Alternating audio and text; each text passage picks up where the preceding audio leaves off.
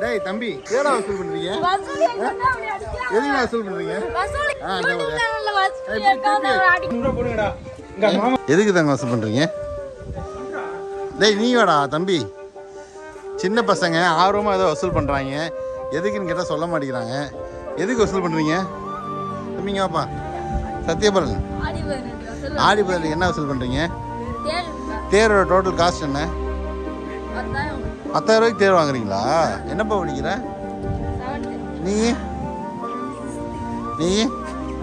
6th 7th படிக்கிற பசங்க 10,000 ரூபாய்க்கு தேர் வைக்கிறீங்களா?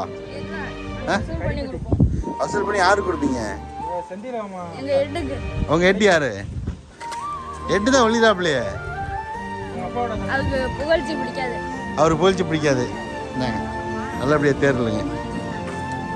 பாய் ஹெட்டு. பாய்.